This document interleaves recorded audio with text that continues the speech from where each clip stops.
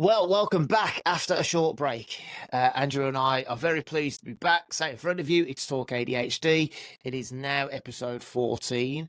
And first of all, just to start this episode, yes, we took a break. We have said this before. Both Andrew and I work full-time. We both have our own businesses, lives, and there has been a lot going on. But we make no apology for that, because if there's one thing we want everyone with ADHD or anything else to know, it is looking after yourself is just as important as anything else, if not more so. So you'll forgive us for a short break. But we are back. And on that note, it's Friday, not Thursday. But Andrew, I'm really pleased to be back recording. And it is Neurodiversity Celebration Week, where we're on the final day of that, which is a global initiative. So it seems quite appropriate that we touch on maybe what that means, why that's important, and some of the things it's thrown up for you and I as people who really value really good information, evidence, research, and that being useful in people's ongoing education. So first things first, I know you've been watching a lot of the content this week from Neurodiversity Celebration Week and seeing these going out. What are your thoughts on this as an initiative, first of all? Do you think it's a good thing that we're highlighting this, once a year? I think it's a really good thing that we take the time to do that. There are other weeks as well, and they're important too, and it's nice to shine a light on topics that are more important to me. But how those lights are shone is a really important piece for us to discuss, I think, because there are different ways of drawing attention to things. Yeah, I think you're right. And there has been an awful lot of content, right? There's no two ways about it. And it's fantastic to see. I think what it's highlighted to me again, and it tends to do this every year when we see these big weeks, is everyone gets a lot of opportunity to have a voice. And I think the more voices that amplify what's going on, the better. The more voices that have a platform, I think that can only be a good thing. I think what it does highlight initially for me is that it's really difficult, as somebody who's perhaps not professionally involved in research or in education or in learning about this, it's very difficult to distinguish between very confidently presented generalization or a fact. And very often we can see a lot of things said which sound like they should be completely true, but if we look into them a bit deeper, there may be nuance to it, there may be subtlety to it. The analogy that comes to my mind in this is, if you look at the press, whether it's online or print media, it's the headline that sells, but rarely is the headline the full story. The headline is the attention grabber. And what I do see a lot in these conversations still is there's lots of headlines that are being shared as the story. And the story isn't the bit that then gets followed on.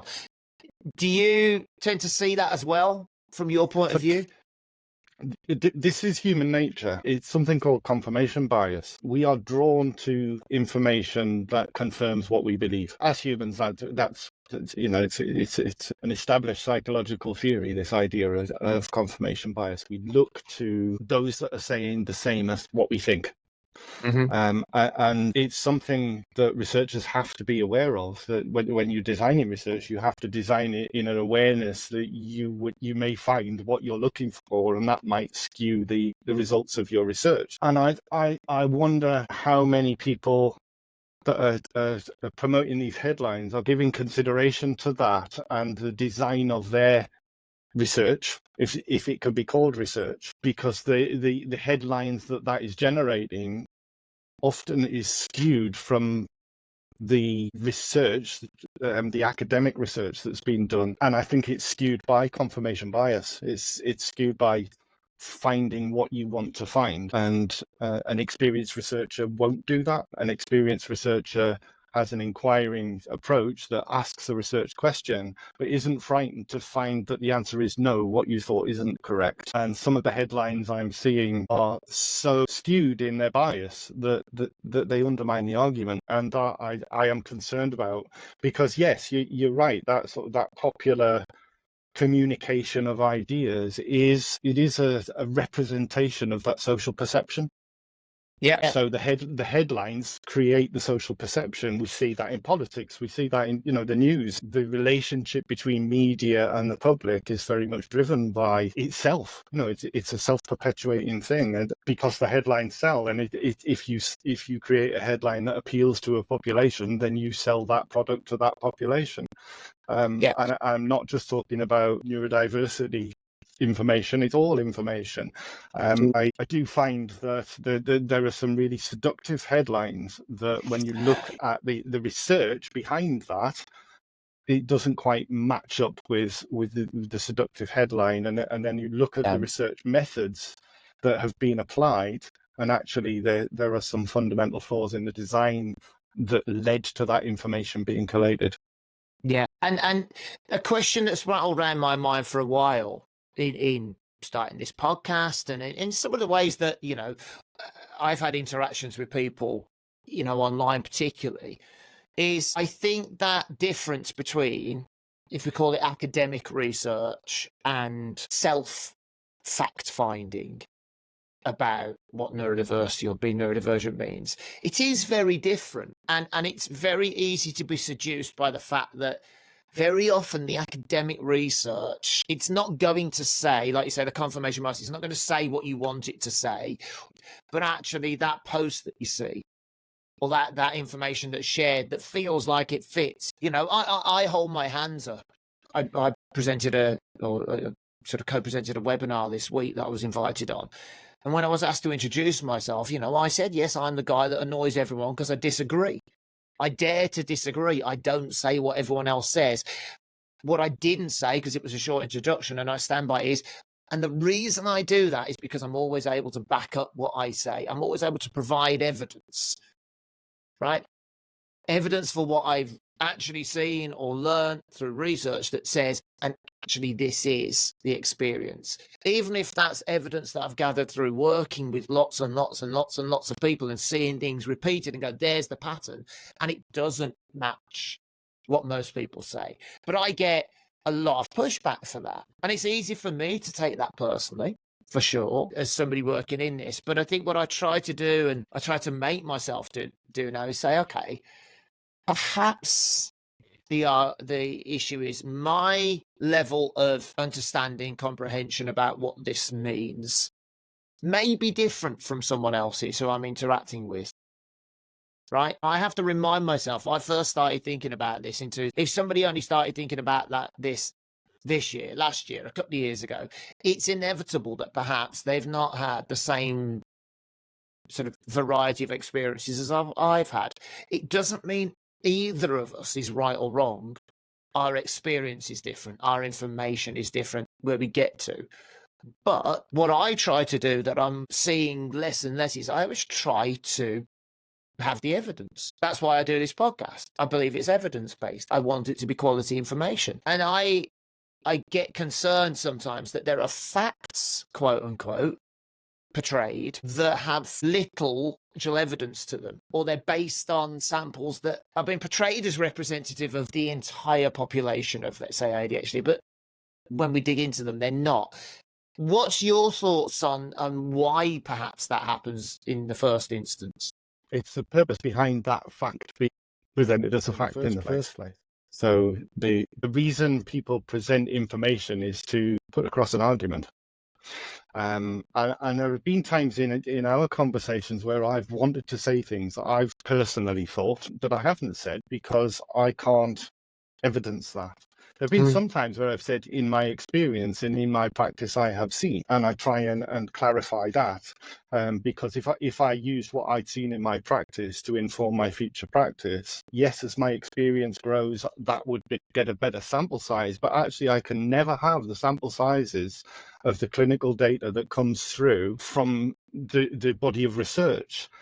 But that is why the established research methods are so important, because they factor all of that in. The design of research accommodates for all of that, but only if that is applied. So it's difficult to tease out what research is what. So there is peer-reviewed research out there that I would question. There are papers that I have read that are foundations of clinical practice that I would criticize the research methods of. I'm not saying that all peer-reviewed literature is gospel truth. That comes with its own bias as well and its own drivers. So it's not as straightforward as saying if it's peer-reviewed, then that's the gospel truth, because that's not true. How do you navigate this then? Well, what you have to do is become someone who is able to look behind the headlines and look at the drivers for the research. Who's commissioned it? Who has done that research? What motivates them to do that? To ask those questions? Who's paying for it? All of these things are really important. What does the person who's promoting the headline get out of promoting that headline? Does it further their cause, and have they considered furthering their cause and how that impacts on everybody else's cause, and how we're working together as a diverse population to make progress? If you focus in on one thing, you become a specialist, but you lose sight of the generalism. And we've talked about this in terms of talked about this in terms of the medical model when we did our podcast on assessment. And the importance of the medical model reducing things down to and information down to a manageable set of criteria. And research is similar. It has to reduce things down to a manageable set of criteria in order to answer questions. But how that is done is really very important. And there are certainly things that are being promoted as facts at the moment out there that have done that in a way that undermines itself because they've overlooked certain parameters that should have been put in place and are saying this is a fact when actually no, it's a misrepresented fact because of how you asked the question that led to that finding. When we see these kind of things, or let's say when you see them, when I see them, but when we see these things that you can maybe with experience and more information, you can see beyond, let's say, and you can ask those questions. Are you able to sort of see both sides of the coin and say, okay, well, there's someone there that fact is being presented like that because of passion, because of an obvious commitment. And do you think there are times where it's that passion that causes someone to lose sight of, wait a minute, he's saying this is fact, quite right? Do you think that happens? Of course it does, and that is the very driver of confirmation bias. This proves what I believe, therefore it must be true, without actually asking how well does that prove it, and how has that information been arrived at? Because sometimes it can get jumping on that headline and saying this is a fact undermines your argument. I've got one particular situation in mind, and it's a really, really important issue, and it's the issue of the prevalence of ADHD in arrests and in populations in prison. And this came about from a conversation I had on social media yesterday, where data is being gathered that is useful data, and it's a really important issue, and there is no greater inequality in society than the proportion of people with ADHD in prison as compared to the general population. It screams that there is an inequality going on there, and as a society we are doing something wrong. And it's a really, really important issue. But how that data is gathered that supports information that's being promoted is really important, because saying what the proportion of that population is could really skew people's perceptions of what ADHD is. Is ADHD a disorder of crime? Because the rates that are being promoted, and this isn't published research, but it's work that's underway, and I look forward to its publication. There are some flaws in the research methods in that piece, and also some flaws in the way the findings are being presented. I think it is amazing that we have so many people who are so passionate and very educated and are researching, but sometimes we need to, step ourselves back and go, wait, hold on. Like you say, what does that actually look like to, let's say, a parent of a child with ADHD who's got no other experience than my teenager's just been diagnosed with ADHD, and if they see evidence that says, oh, well, X, they might never let their child out of the house for fear that any interaction with an authority figure is going to end up with them in prison. Now, there are thousands of children who go out about their day with ADHD who will never end up in the prison system. right? That's a fact as much as anything else. That's a fact. And there are parents out there with children who haven't yet been diagnosed that will say, well, I'm not getting a diagnosis for my child because that's just a prison sentence. Yeah, yeah, And I'm sure that's not the intention behind it. I know that's not the intention behind no, the piece. But, I learned from my own bitter experience last year, and we, again, have talked about this on the podcast. mm, What you put out there in the media isn't necessarily what is it ultimately broadcast, and it isn't necessarily what is received.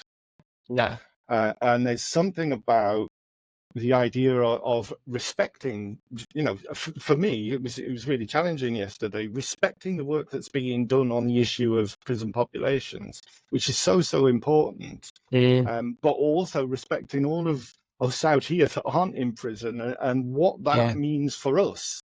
yeah, And what that means for those who aren't diagnosed and who haven't sought a diagnosis, and maybe put off by seeking that diagnosis. And as I'm saying that, I'm aware of sort of the ripples of what I did last year in the media, and how yeah, of that course. impacted, because my motivation was far from what actually came as a result. No, And I think we talked about in the review of the learning mm, that's happened. And I think the conversations we've had, as we're on episode 14 now, but the conversations through the podcast, certainly my understanding of the things we've talked about has evolved as a result of the conversations we've had. And that's why we do this, isn't it? It's yeah, of that I course. think you and I enjoy talking these things through, and people seem to enjoy listening to us talking these things through, Yeah, because we're aware that we don't know everything, no, and that there is something to be had from propagating a conversation, not just, mm, this is the way it should be. yeah, And that has been something that both of us over the past year have had to work on and learn about. And I'm grateful for the support you've given me in doing that. mm, And hopefully I've been able to help yeah. you along that journey as well. And I would, that is diversity, isn't it? That's working together and It accepting is. that there are differences. And for me, what it's come back to is balance, Andrew. I've learned from doing this particularly, and from, you talk about your experience through the panorama, and being able to understand what was intended, what was shown, what the results were for you, what continues, as well as sort of things that have happened in my own professional sort of life. What I've learned is it's the value of the balance of information and the balance in the way it's presented is so important. And I get it. I can go back to the example of general media, right? There are distinctly two types of media. You've got right wing, you've got left wing, you've got something in the middle, right? I understand that any conversation about neurodiversity and neurodivergent conditions will have its extremes and the middle, but it's the middle where I think there's more help to be had for people. And yes, I understand that everyone has a point to make. And if we're given platforms to make those points, confirmation bias, as you've said, perhaps, or whatever it may be, people will make them very passionately. And yet, literally every week, if not every day, I will see something that takes my breath away online. Whether it's on a podcast episode, whether it's a post online, it will take my breath away. And I'll think, that's just not right. Yeah, That's it's like not your right. son And it's said, not isn't it? helpful. It's like your son said, they don't speak for me. And I think often I see something on social media and I say, that's not my experience. No, And I don't comment, this is not ADHD, because it is for no, some. yeah, But when you say headlines yeah, that speak for a minority of a population, then you disregard a majority of a population. yeah, And that is really tricky. And these are the tensions in society. There's no straightforward answer to that, other than tolerance, no, I and think you're right. acceptance. Acceptance that it, it's important to push certain agendas, and there are characters driving certain agendas, but they can't become the whole agenda. No, There are lots of themes emerging in the social construct, which is neurodiversity, yeah, and they're important, and there are key people who are promoting those. yeah, But we mustn't allow that to become, that is the truth. That is the whole reality of it. The truth is found by scientific method, and rigorous scientific method, not lip service to scientific method. So, okay, just stepping back to something you said, because I think it's a really important point in this. We talk about personalities a lot, and personality and the ability to communicate or to be given a platform is huge. Now, there are multiple different very large personalities. There are multiple large communities, out there. And I think what I am conscious of is when I think about the balance of information and the way it's presented, is sometimes I think what's missed, for example, is just because that personality is more well known, when they present information, it is taken as fact. And as you've said, it's taken as a complete representation of every single person with ADHD. Now, the topic that's come to my mind, and only because I've had 3 separate private messages about it this week, having been speaking on stages, is still about the medication shortage and still about the knock-on effects from Panorama, right? And from the shared care piece. So still that rumbles on. And in each case, they have referenced and source that has been putting out quite regular information in various news media channels, as well as their own channels, about facts about the impact of the medication shortage. Now, this is UK based, and it's been very difficult for me to say, first and foremost, that's a sample only of the people that connect with that original source. Okay, so where that's come from is a small sample of the source. Let's start with it's not everyone, first and foremost. Secondly, it does tend to do a very good job of only presenting the very worst outcomes. And not once have I seen information that's given the balance of, however, as you know, there have been people who've been able to cope. There have been people who've been able to get their medication. There have been people who've been able to research and go, wait a minute, actually what's going on? That's not been shown in those sources. So the people that have been talking to me have seen this and been panicked, literally panic-stricken about it. And I find it very difficult and very challenging to then have to say, I understand why you are panicked. I can understand how that looks, but I urge you to understand that it's not the full picture, it's a part of the picture. And it serves a purpose. And we have to remember that behind that information is business. And that business has a motive, which is to drive profit. There is a purpose. And sometimes it's about being a bit more cynical, if I can say that, about saying, why do you think you're only seeing one side of the story? Have you thought that there might be more balance to this? And it's because balance doesn't sell. Balance doesn't get headlines. Balance doesn't grab the attention. And I think that's the bit that I find frustrating. And I think that's the bit that makes me come across as somebody called me after a webinar, a deliberate disruptor. I'm not. I don't think I'm disruptive. I just try to be logical. Okay, that's your information. You present that. I'm now going to go away and see what else there is. I think where we're at, and again, I come back to this Neurodiversity Celebration Week being great to get the conversation moving again. It should always be, please, please, please research. Follow this up. Look into things a bit more than just the headline. Because beyond the headline is, like we said at the start, a story. And maybe in that you'll find information that makes you think, oh, well, I didn't know that, right? I didn't realize that. And to go back to the medication, one of the people that reached out to me, when I said to them, okay, have you considered, for example, online pharmacies? The response was, I didn't know there were online pharmacies.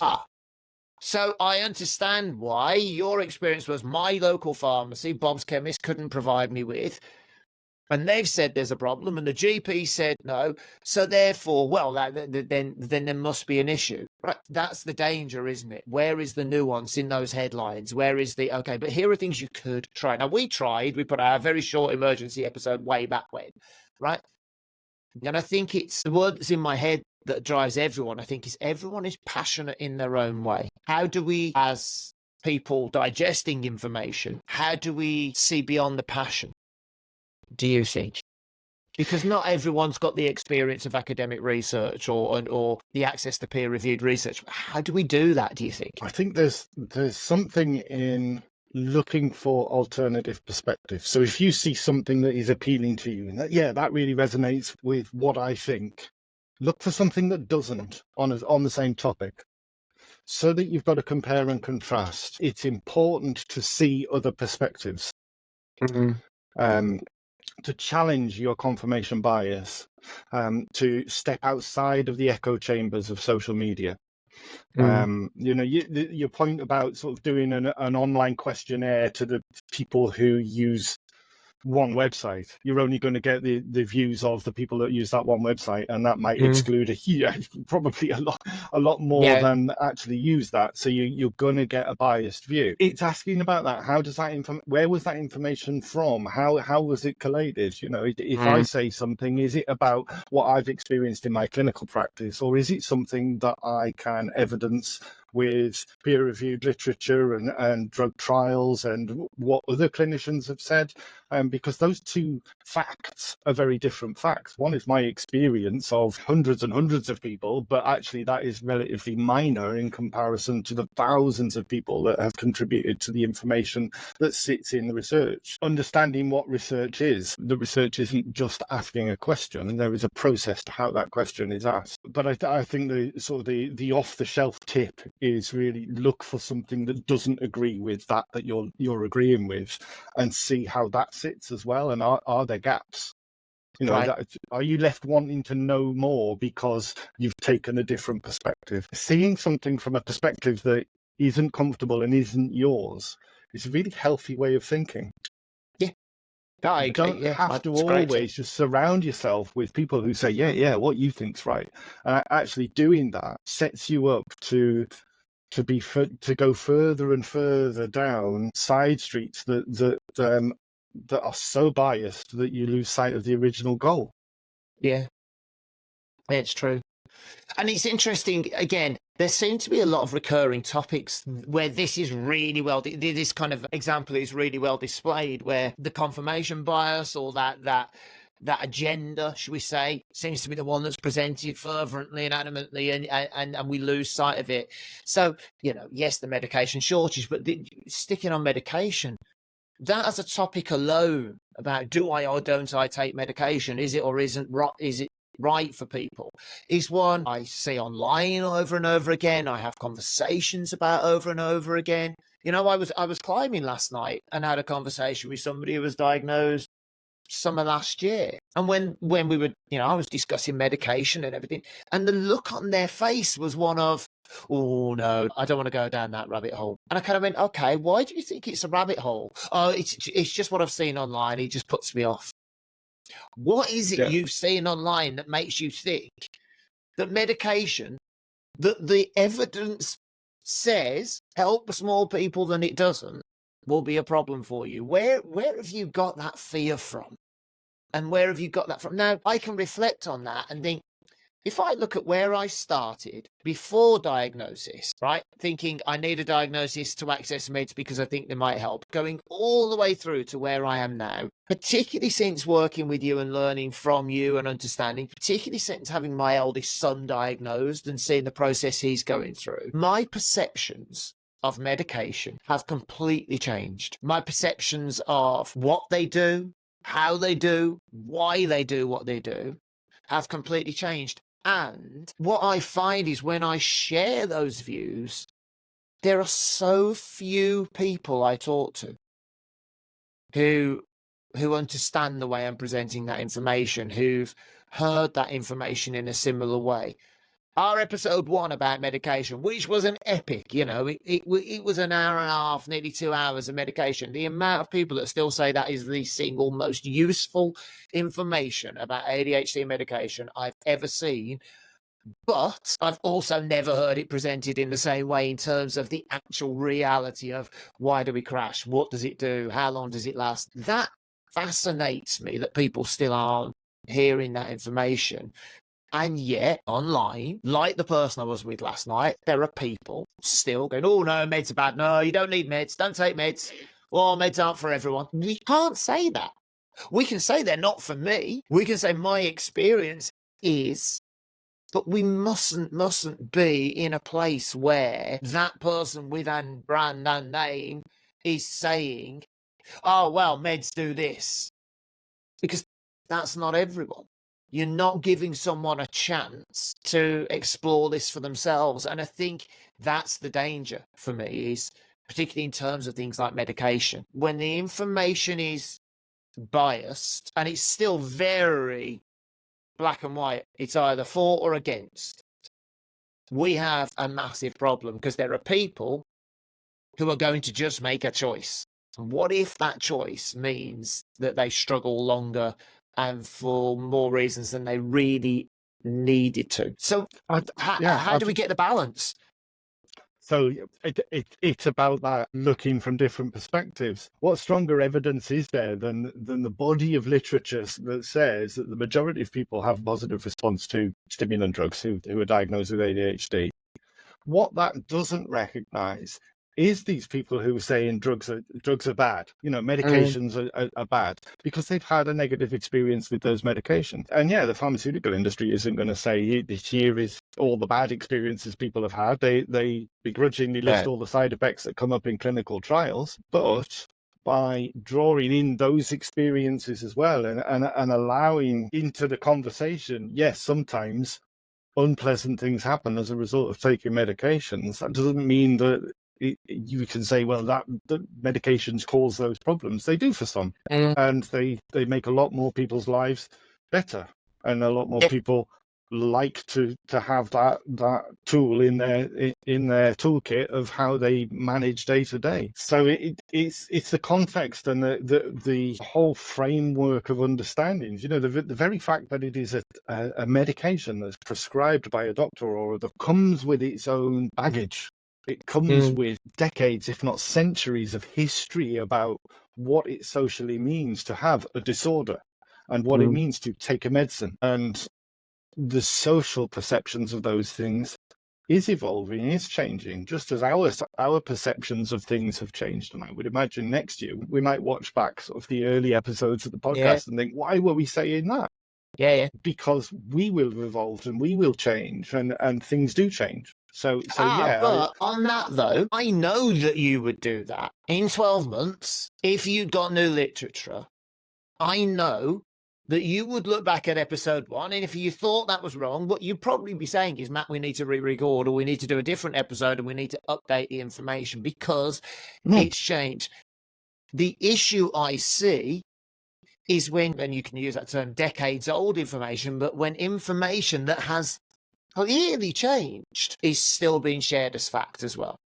And again, that's something I see an awful lot. And I think, again, maybe that's for people to go and do that, find the opposite information that you said. But that happens a lot. And I wonder, is that because you've used the term like the paternal, well, if that was a fact then, but it must still be a fact now, because it still happens. And I think that's fascinating. I know you and I would challenge ourselves. And if somebody was to say to us, actually, I disagree, and here's my proof, I would look at it and go, oh, okay, yeah, I take that. Let me go away and look at that. There are so many that will say, no, fact, and will not listen, will not hear another viewpoint. As confident voices, that causes more problems than it does help. Yeah. So the Earth used to, the sun used to orbit the Earth, right? And scientists would say, no, it doesn't. It orbits the sun. And was it Galileo had to retract his statement that the sun orbited the Earth, that the Earth orbited the sun, because the social pressure on him was such that he had to say, well, actually, what I think, I'd better shut up and just go along with the belief that the sun is orbiting the Earth. And this is what happens with facts. Fact is it's based on the context in which it's seen. And things may well change. An understanding of the efficacy of medications, or how certain ways of seeing how brains work compared to other brains will evolve and will change. But it will only change if we allow that conversation to happen, and not say to people, oh, you're using old research, you should be updating your information. That is, all information is added together, it's aggregated. I don't think that prison populations that loads more people have been incarcerated in prison as compared with 2011. There hasn't been a sudden dramatic rise, unless there is some hidden government agenda to imprison everybody that's got ADHD, and I don't think that's the case. No. Yeah, there might have been a change, that might be reflected in all sorts of reasons. One of the things I've seen this week is people talking about the quadrupling of prevalence of autism. It's one, everybody's got it now, and it's something that is a counter argument, and it's not that at all. It's that more people are getting diagnosed, the more people are aware of these issues, and the understanding of the subtleties of spectrums in which human brains operate is improving. Yeah. It's not that there are more, it's just that there is a better understanding of what this means. And that should and will continue. In the 1970s, every man in Britain had to have a stiff upper lip, because that's what won the war. Yes. But in the 1980s and that economic boom and everybody just collapsing in a heap because they were working 18-hour days because we could make loads of money, there was a social evolution in the understanding of what depression is. And then in the 1990s, it became more and more commonplace to go and see your GP and say you were struggling. Yeah. But you wouldn't have done that in the 19th. It doesn't mean that there was any more or less prevalence of depression between the 1970s and the 1990s. Just understanding had changed. And I think we're seeing the same phenomena now in the world of autism and ADHD. The social perceptions are changing.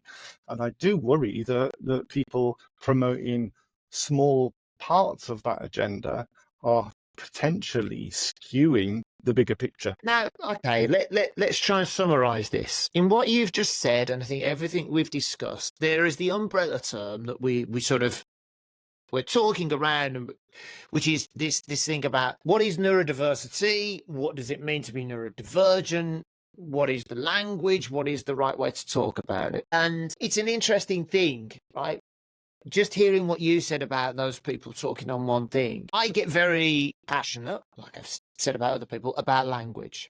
The right words at the right time, in the right context, in the right way, to further understanding, to make it easier to understand. And interestingly, those two words, talking about a neurodiverse population and a neurodivergent population, still are confused. And there are days where I see things and I correct it, and there are days where I see things and I think, no, I shouldn't correct it. Right? I often think, am I being mean if I say, do you mean neurodivergent or do you mean neurodiverse? Whenever I talk, and whenever I present keynotes or train, it's one of the first things I say is, right, we are using the wrong words in the wrong way, in the wrong order. And sometimes they get the message across and sometimes they don't. So neurodiversity is everyone. Neurodiverse, we are all neurodiverse. It's the diversity of all human brains. It's got nothing to do with the label, nothing to do with the condition. It's not autism, ADHD or anything else. Neurodivergent, make of it what you will, different from whatever that medical model of a normal functioning brain means, whatever normal is. Definitely not me. And that's where it stands. Now, there are variations on beams and there are new words every day and there are new sort of ways of saying it. But at the heart of it, it's a really straightforward definition, isn't it? And I see it as my mission to help my kids be understood, as well as everyone else, to make the language more understandable. Now, that at the heart of it is no different to me presenting any other body of research or evidence or facts.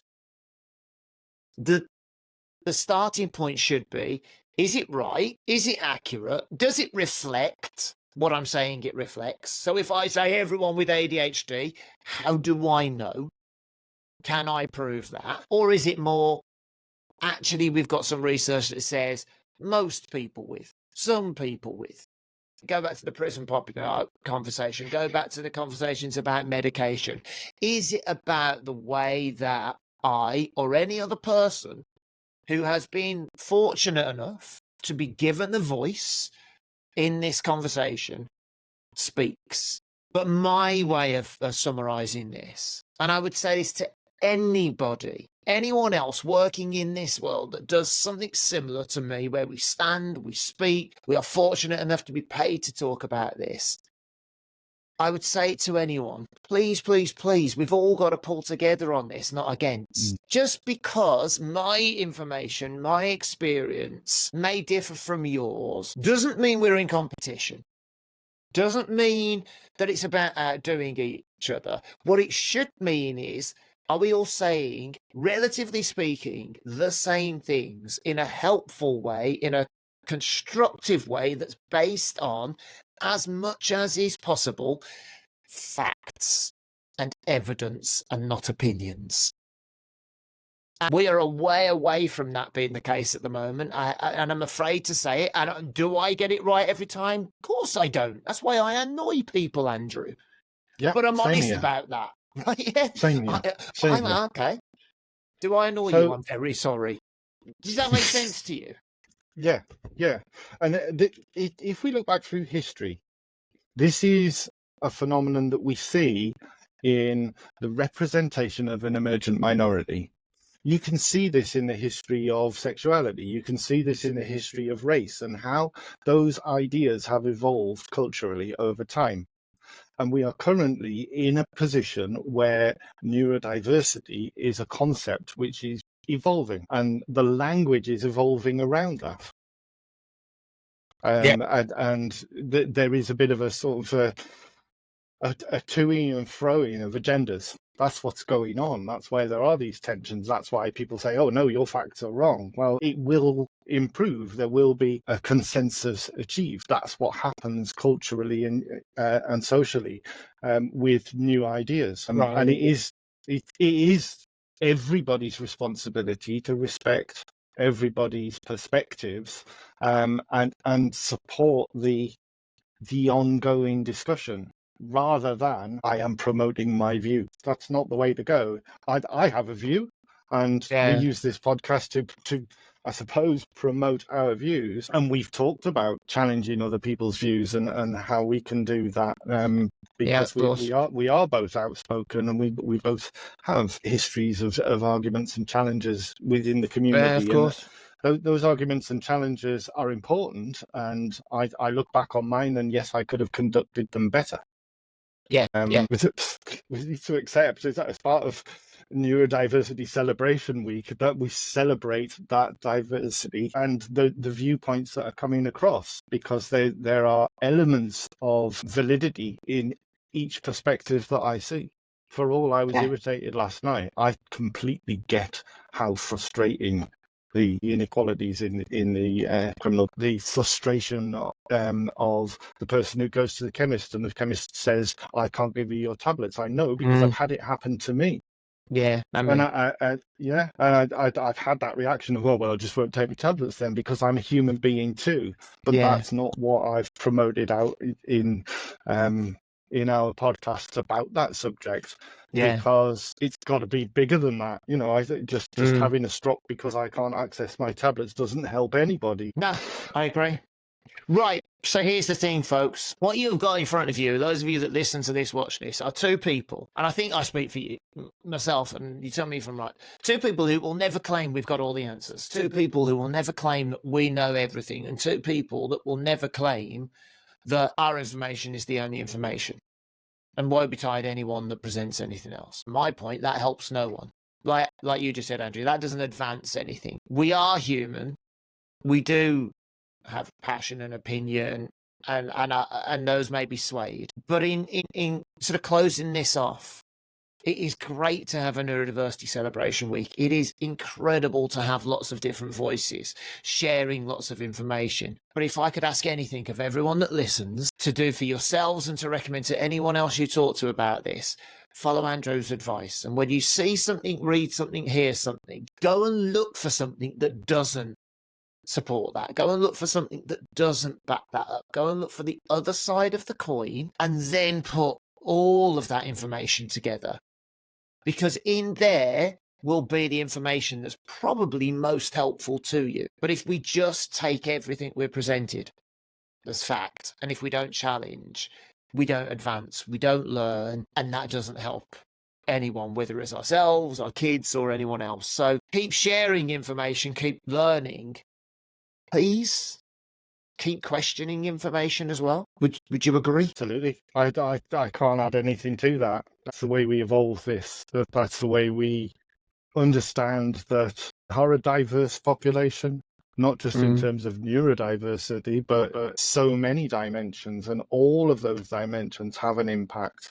All of those agendas and those personal beliefs and personal experiences, a lot of them can be negative, drive this conversation. And for those standing at the front of that with the headlines, please reflect on what drives your passion. I've had to do over the past year, and I've learned a great deal about how to represent things out there on the media. I handle media very different now than I used to, because I thought it was an opportunity to get my message across, and actually that's not the way to use media, because that message is heard by people who have their own experiences, and sometimes just pushing your message and hammering it can be hurtful, even if it's true, to people who aren't ready to hear it yet. Yeah, I agree. And it could also be wrong as well. And we have to be open to the fact that we might be wrong, and accept that the Earth revolves around the sun, not the other way around. There you go. Well, folks, that was episode 14. And hopefully what you get from that is some sense of what you can do to control and have your own agency in your own understanding and conversation. As ever, if you've enjoyed this episode, let us know, like it, share it wherever you listen to it, if you would. And we will see you again for episode 15 of Talk ADHD very soon. Take care, and thank you. Take care.